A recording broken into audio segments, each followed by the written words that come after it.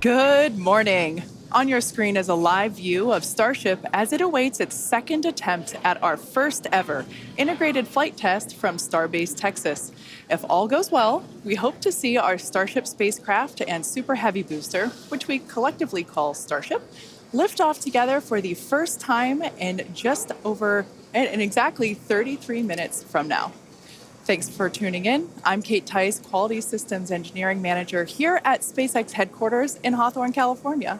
And I'm Shiva Bharadwaj, a space operations engineer here at SpaceX. Now, if you've been following along, you'll know that we stood down from our initial launch attempt on Monday, and that was due to a frozen pressurization valve on the Super Heavy booster. SpaceX teams investigated the issue and determined that this valve had some moisture in it, which caused the valve to freeze up when we were loading super chilled liquid oxygen into the booster. Now, these valves are super important because we actually need a pressurant to go back into the tank as we consume propellant, and we actually use a pressurant that comes from the Raptor engines. It's heated down there and then put back in the tank. And so a frozen valve there would be a problem during the launch. Yeah, and that's important. You can think of it like drinking out of a thin plastic water bottle. If you're chugging that water, it crinkles if you don't let air back into it. So we use that hot exhaust gas from the Raptor engines to refill that consumed volume as propellant is depleted. So it was a great find by the countdown, and that's why we have a countdown, is to allow us to find those issues prior to liftoff. So all of that being said, our teams learned a lot over the last 48 hours, and we are ready to give it another go. As many of you know, Starship is the latest and largest vehicle developed to date by SpaceX. It will be the world's most powerful launch vehicle once fully developed and have twice the thrust of the Saturn V rocket. But the key breakthrough with Starship is that it will be fully reusable and capable of carrying up to 150 metric tons of payload to orbit in a reusable configuration and up to 250 metric tons when expendable. Now, for context, Falcon 9 is only partially reusable. We recovered the largest part of the rocket, that's called the first stage, but we don't recover the second stage. And Falcon 9's heaviest payload to date is just over 17 metric tons. So 150 to 250 metric tons on Starship is an order of magnitude greater in terms of the payload capacity. Now, for today's test, we will be the first of many as we work towards transitioning Starship from a developmental into an operational program. And the primary objective today is to gather as much data as we can around the fully integrated vehicle. Now, while we have flown the Starship spacecraft in the past, it is going to be the first attempt of Super Heavy and the first opportunity for us to validate how the two vehicles operate together. We are so excited for this. The purposes for today's flight, we will consider any data received that helps inform and improve future builds of Starship as a success. From a milestone standpoint, our main goal is to clear the pad. Every milestone beyond that is a bonus. The further we fly, the more data we can collect. Now, if it does all go well, then we'll expect the Super Heavy to light up its 33 Raptor engines at the base of the vehicle and lift off, clear the pad away down from in Starbase, Texas. And then it'll go into ascent. About 3 minutes into its ascent, we're going to expect to see Super Heavy separate from the Starship. It'll perform a flip maneuver, and then it'll execute a boost back burn, and we're going to be targeting a hard landing in the Gulf of Mexico. And while that's happening, we hope to see Starship's 6 second stage engines ignite and watch as Starship coasts for about an hour at altitudes ranging between 150 and 250 kilometers before re-entering Earth's atmosphere and make its own hard landing in the Pacific Ocean about 250-ish kilometers offshore. Now, we are not really expecting many camera views after separation. That is to say, if we even make it that far. But we do promise that whatever views we do have, we will bring them to you live. Yep.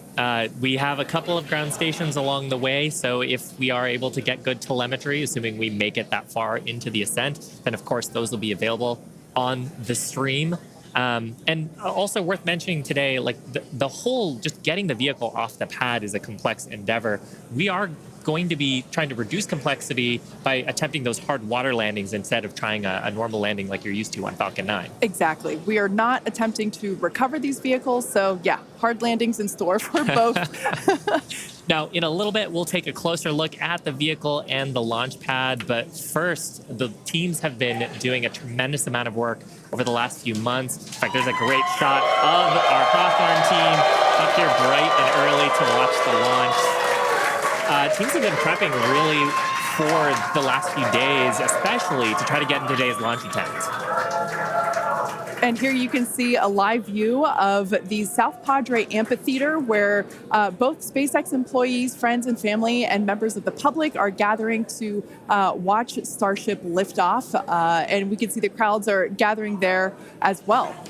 And of course, we want to give a shout out to the SpaceX team. You see them there on screen, members of our our Star Command Center. That is our Star-based Launch Control Center. Yep, those are the operators today who are going to be reviewing all the data and, of course, giving us the go, no-go poll, checking the status to try to get in today's launch attempt just around 27 minutes from now. And one thing I do want to mention, I misspoke. It's not the South Padre Amphitheater. It's the Cameron County Amphitheater. Now, the entire Starship structure on your screen is made from stainless steel. When it's stacked, it stands about 120 meters tall. It's about 9 meters around.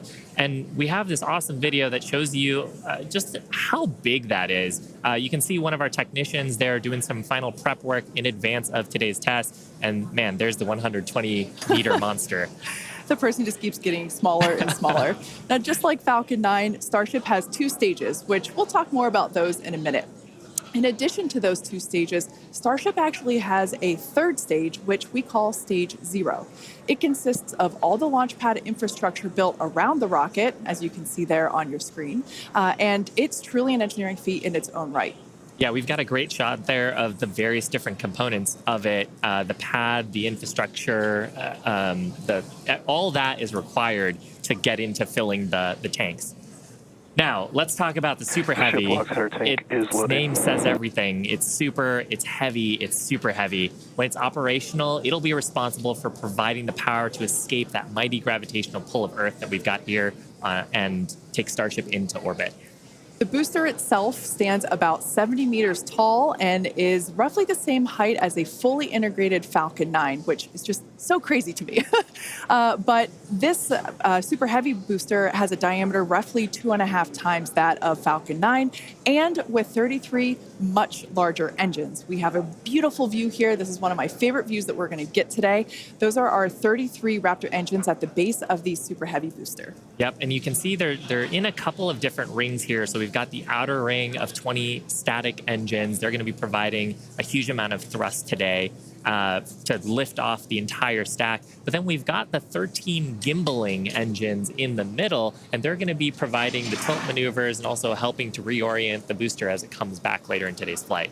Yeah, and when we say gimbal, it's basically tilting or almost wiggling the engines a few degrees and in either direction to allow the booster to steer itself, just as you said, Shiva. And we'll get some great shots later of actually a wiggle test that we perform ahead of liftoff, just to make sure that all of those engines are able to control their full range of control authority. One thing to note, those Raptor engines are completely designed and manufactured in-house.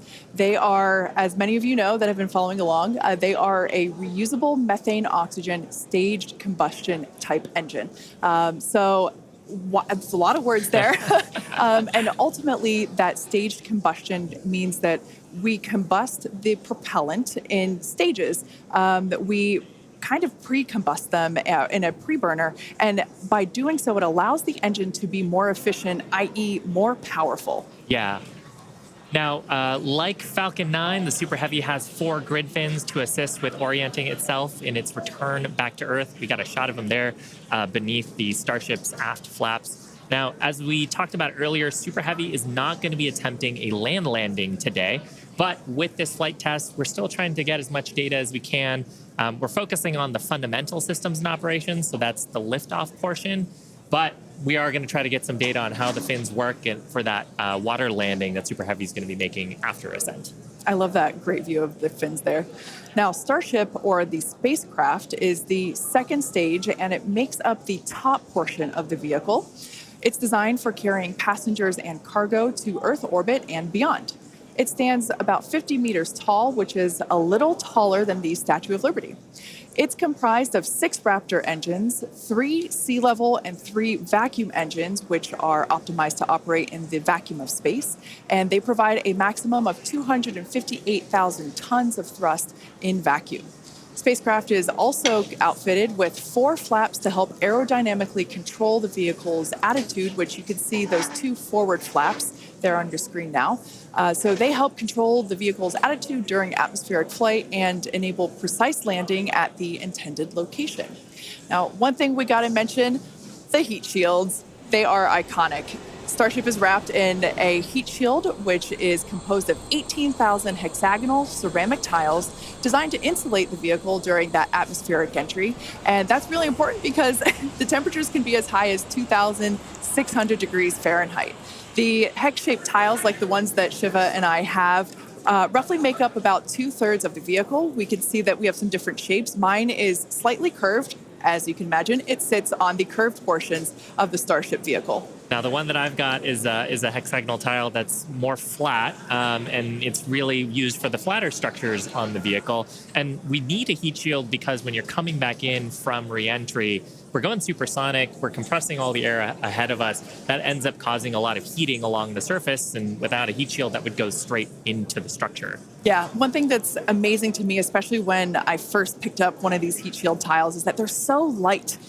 They almost feel like they're made out of foam. They're that light, and they kind of sound like it too. And one thing that we do want to mention, in order to reject the maximum amount of heat during that entry, like Shiva was just saying, they're black, and that's because black helps reject that heat that is building up on the exterior of the heat shield. Now, Starship is designed for vertical takeoff and landing as opposed to taking off and landing like an airplane, and that's because that's really important because we don't have runways on the moon or Mars. Fortunately, at those destinations, the gravity is not as high as it is here on Earth. On Mars, the gravity is just 1/3 of what it is here on Earth, and on the moon, it's just a sixth. So in both of those cases, Starship, with just its engines, can take off without needing the super heavy booster like we do need here on planet Earth. Now, for today's test, Starship does not have its landing legs attached because, like we said before, it won't be returning anywhere. Starship is expected to make a very hard ocean landing, which, if we even make it that far and manage to get any views, it will certainly make for a very exciting end to today's test. At this point in time, we are 20 minutes or just over 20 minutes from liftoff. Let's check in with John Innsbrucker for a status update. Hey, John, how's it looking? Thanks, Kate. I'm John Innsbrucker, Principal Integration Engineer here at SpaceX. We're currently loading propellant from the ground system into both the first and second stages. Now, both vehicles use the same 2 propellants. That commonality helps build the reliability. And the fuel today is liquid methane, and that's at a temperature of just over 100 kelvins. That's about minus 272 degrees below zero on the Fahrenheit scale. Now, liquid methane is a different fuel from Falcon 9. That booster uses RP1 kerosene. However, our oxidizer is liquid oxygen, and that's the same as Falcon 9. Because there is no oxygen in space to support combustion, we have to bring our own. Now, leading up to where we are right now, we had a go-no-go poll. That was conducted just after T-minus 2 hours. And once the team gave their goes, we started loading propellants onto the booster at T-minus 1 hour and 39 minutes. At T-minus 1 hour and 22 minutes, we began propellant loading of the ship. The second stage you can see on your screen right there. Now, propellant loading of the Starship's second stage main tanks completed at about the T-minus 27-minute mark, at which time we then began loading the 2 header tanks in the nose of the second stage.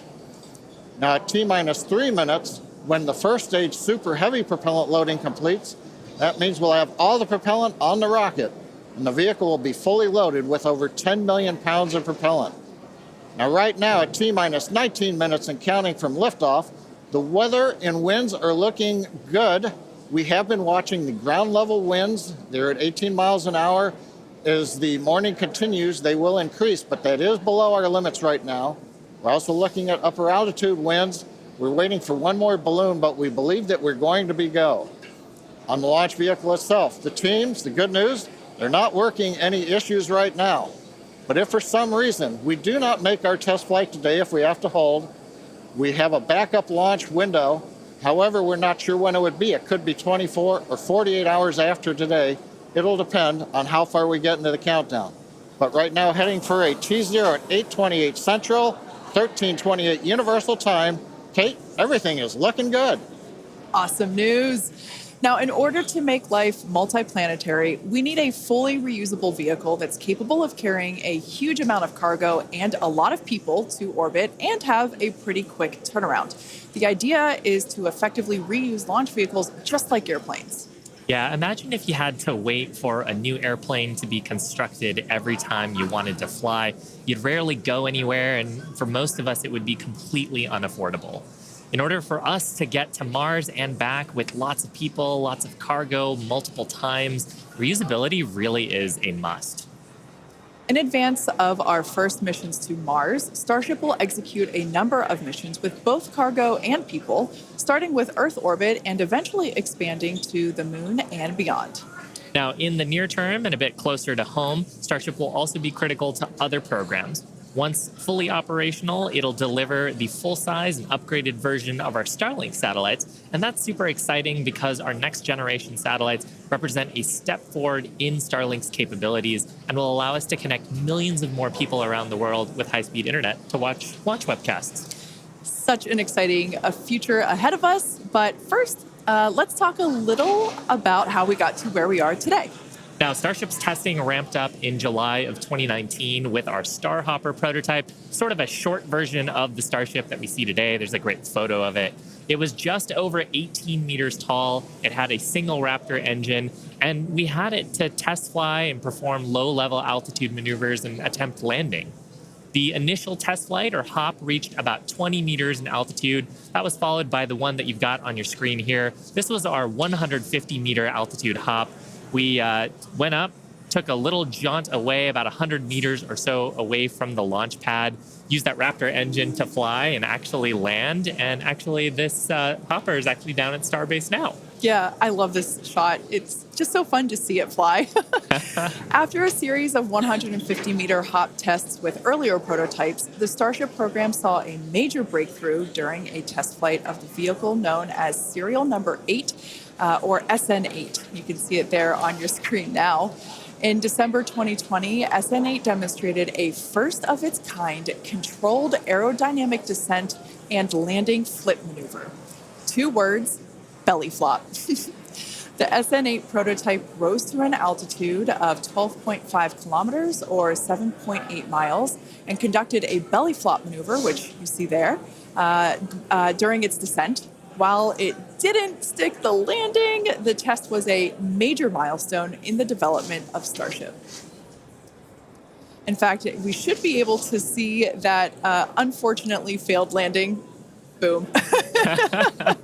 It was fun to watch, though. Rapid unscheduled disassembly, but learned a lot of data. Now, the testing continued on to prototype serial number 9. It took a 10-kilometer flight. That's about 6.2 miles up.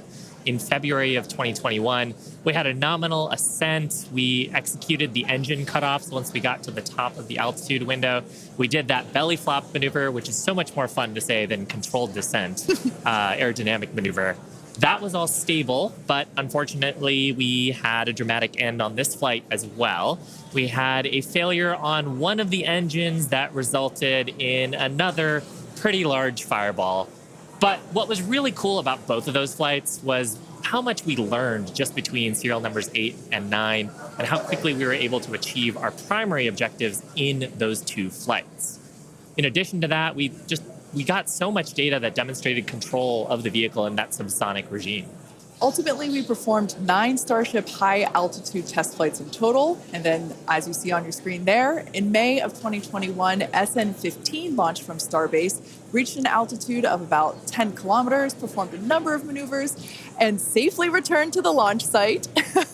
This was the first Starship prototype to fly, control its descent, safely land, and be recovered in one piece. And people were cheering like crazy I was after one of that them. test flight.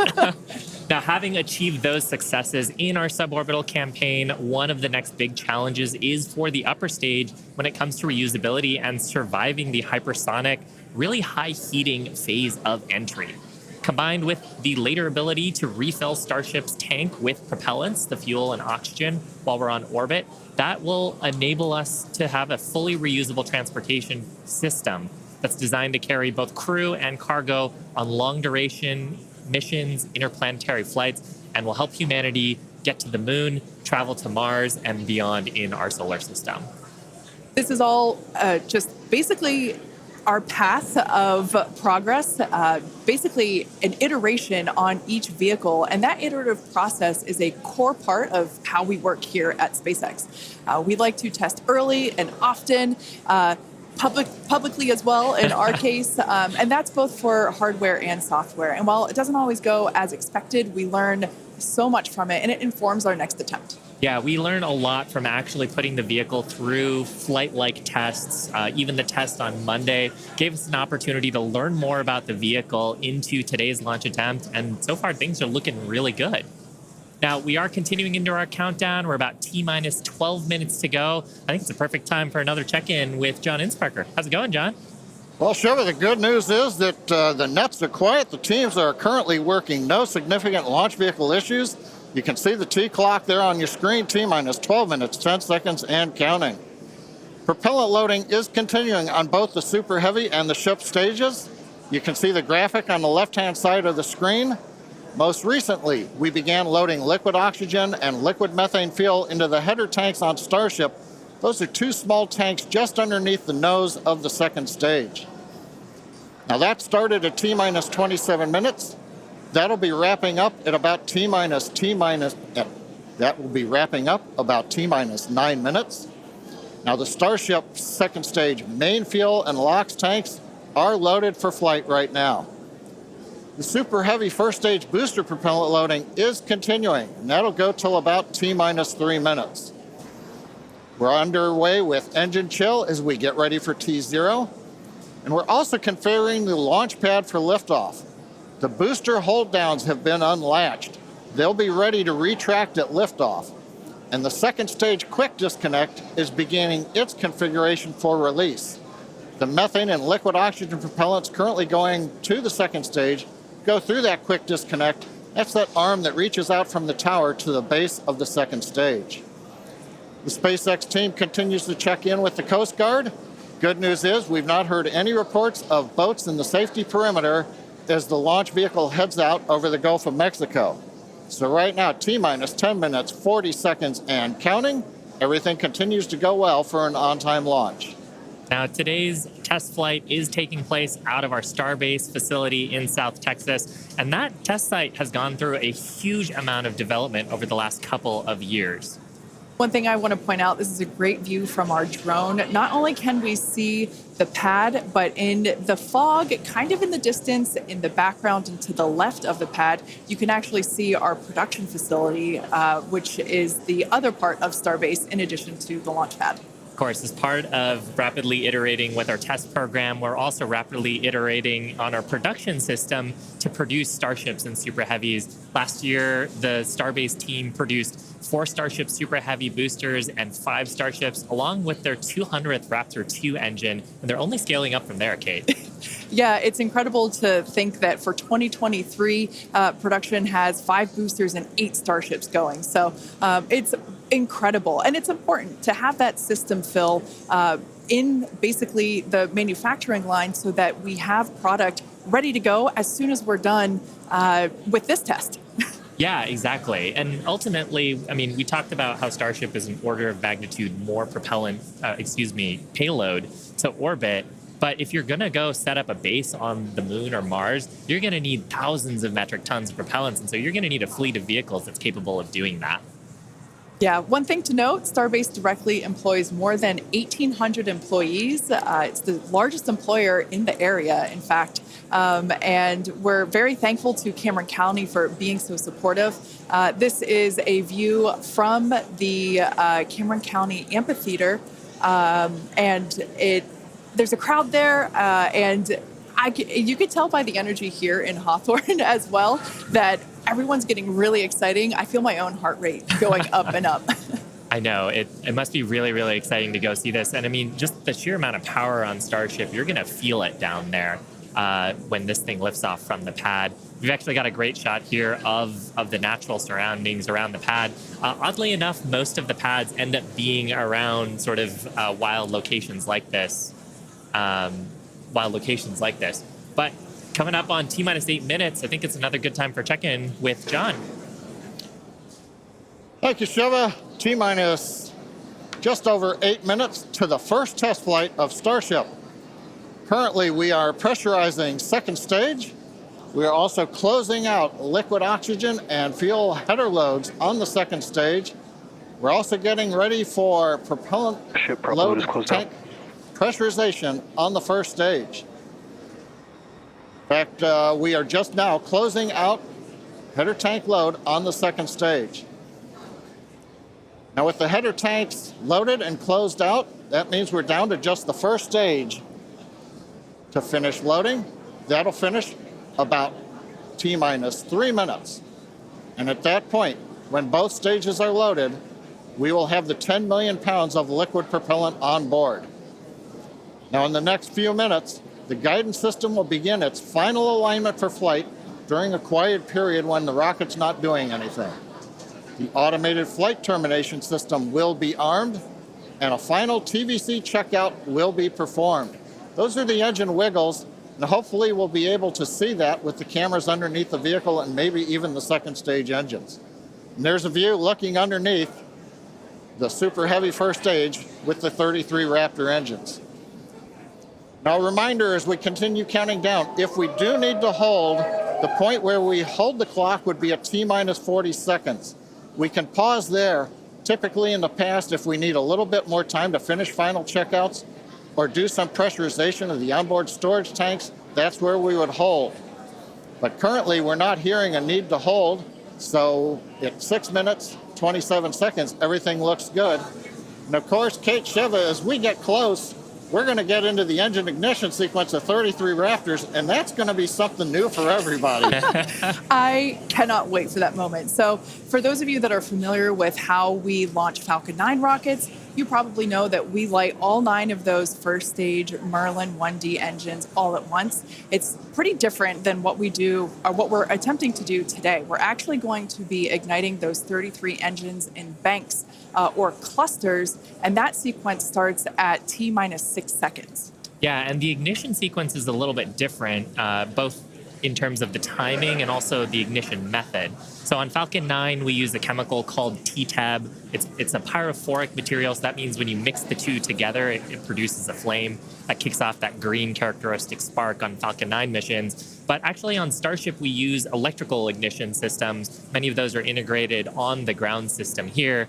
And the electrical ignition, we start lighting the banks at T-minus 6 seconds, and then over the next 4 seconds, the 3 sets of banks will ignite and eventually bring the booster up to a thrust to weight greater than 1 and hopefully ascent. Super exciting. Like we said, pretty different from our Falcon 9 launches, and so this will be the first time that any of us have gotten to see this type of integrated test flight with both the Starship and the Super Heavy booster. Everyone's cheering as we get into T-minus 5 minutes. We want to remind everyone that success today is anything. Yeah, it looks fun down there. I kind of want to go join them. For today, success is anything that we learn that helps improve the future builds of Starship. If we lift off and clear the pad, we're calling that a win. A great shot of the pad there, a great shot of the quick disconnect on the second stage. You can see the frost line on the booster where that methane is fully topped up. I think we're just coming up on the last few minutes here of propellant fill on the booster. Now that quick disconnect is going to separate away as we actually get into the ignition sequence, but it's providing electrical connections now and also providing the propellants that we're loading into the vehicle. Yeah. We're just now under 4 minutes until liftoff of the Starship flight test. We've been following along for what honestly seems like days and days now, but really it kind of comes down to years. It has been a long time to get to where we are today.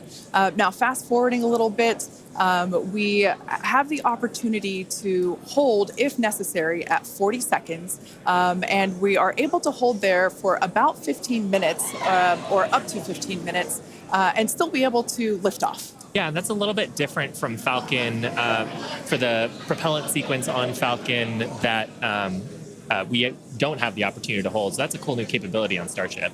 Yep. Right now, T-minus 3 minutes, 10 seconds and counting. We got some great views from the drone. It's nice that the fog is slowly lifting. We get some of the blue skies, hopefully good views. What we're waiting for right now is closeout of propellant loading on the first stage. That should be wrapping up here shortly. In fact, it looks like fuel fill and drain valves are coming closed. That means first stage is fully loaded, second stage fully loaded, and that 10 million pounds of propellant on board the Starship launch vehicle. I want to take a quick moment to say that the crowd energy here is electric. I feel like it's Falcon Heavy test demo all over again. And hopefully you'll hear us as we get into the plus count. But right now, next activity is coming up. The flight termination system arms at T-minus 2 minutes. Thrust vector control checkouts at T-minus 2 minutes. And then after that, major activity will be the T-minus 40-second gate. There's a view looking up at the 33 Raptor engines. There are 20 engines in a circle on the outside, and as Shiva said earlier, 13 engines on the center. Those are the ones that gimbal and steer the vehicle.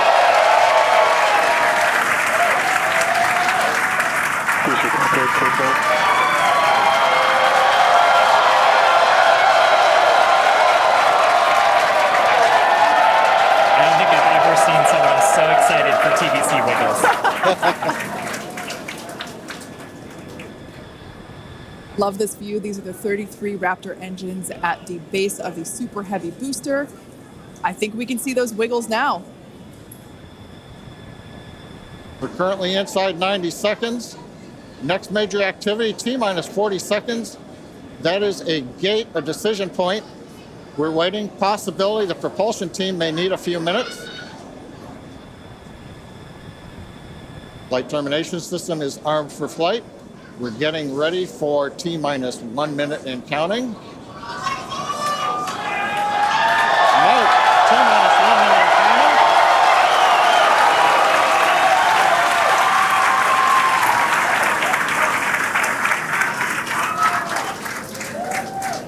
counting. Next, we'll see as we get past T-minus 40 seconds for final checks of the vehicle.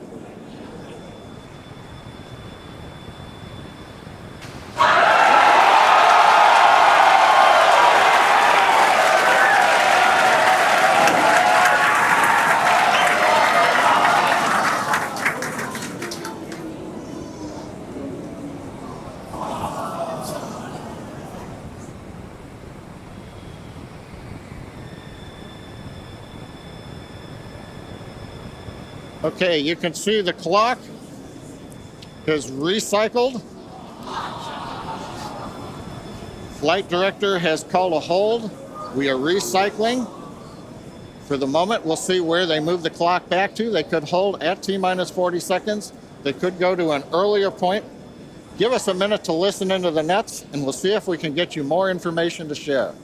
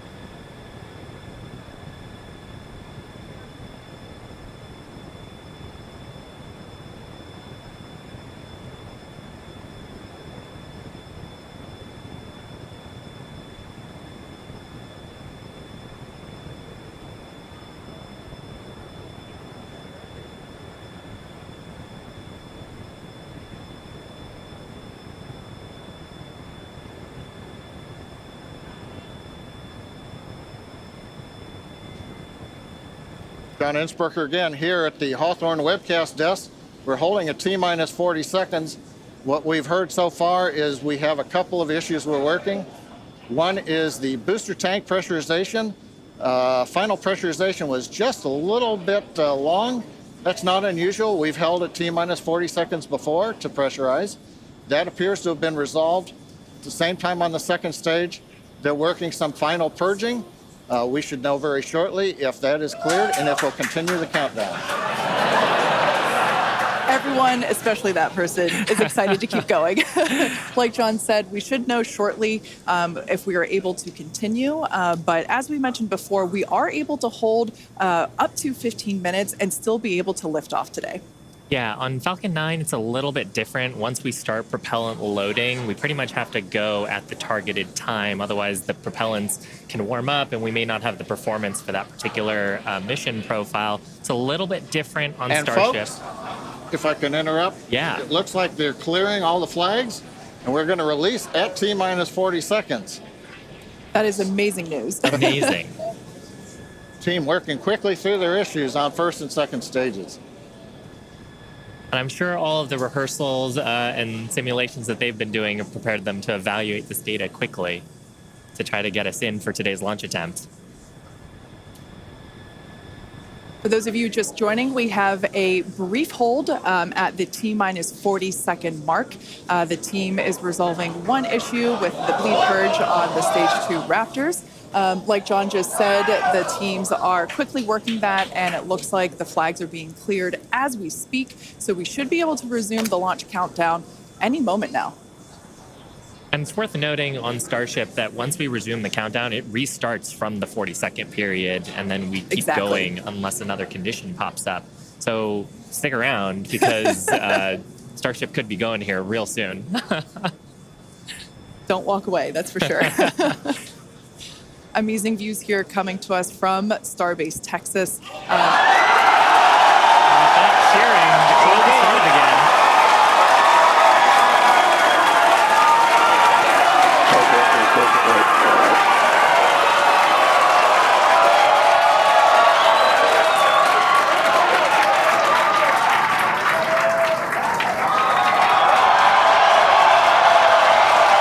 T-minus 15 seconds. 10, 9, 8, 7, 6, 5, 3,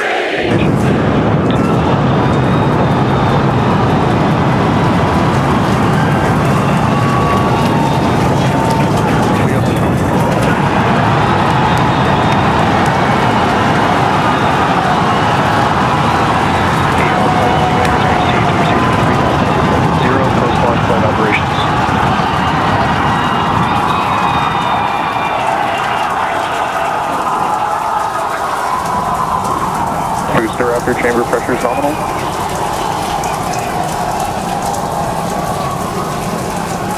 T-plus 33 seconds into the test flight of the inaugural Starship vehicle. Tower cleared, we're into pitchover. Propulsion reports first stage engines nominal. What a sight from the ground cameras at Starbase. We're flying at twice the thrust of the Saturn V heading to space. Acquisition of signal, surface proceed. We're throttled down and throttled back up. Going through the period of maximum aerodynamic pressure.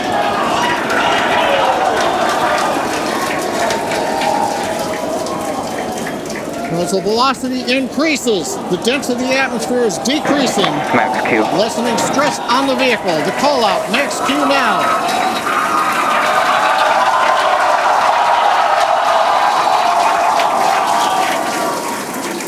Continuing to watch the first stage as we head downrange.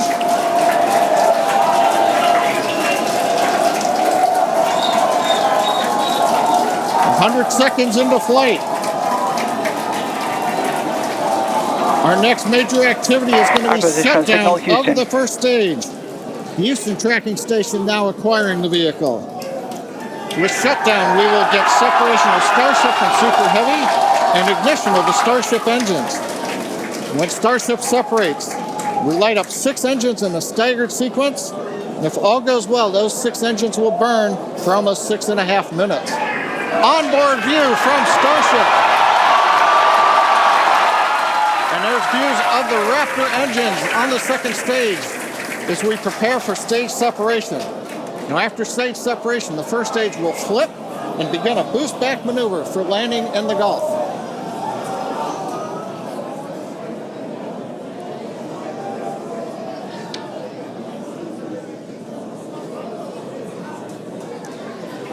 Continuing to fly, 2 minutes 40 seconds. Let's get ready for main engine cutoff. Booster engine cutoff. Beginning the flip for stage separation.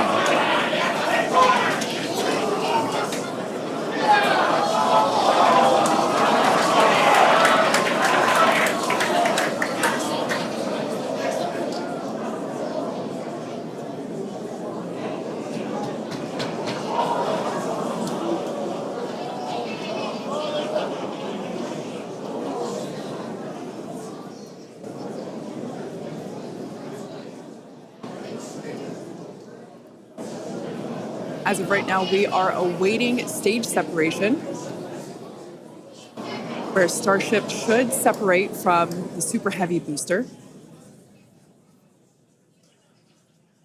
Yeah, Kate, right now it looks like we saw the start of the flip, but obviously we're seeing from the ground cameras the entire Starship stack continuing to rotate. We should have had separation by now.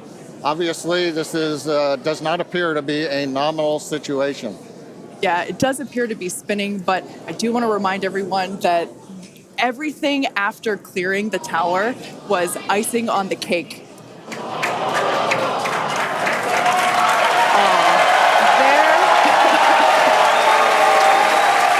there, as you saw, as we promised, an exciting end to the Starship inaugural integrated test flight.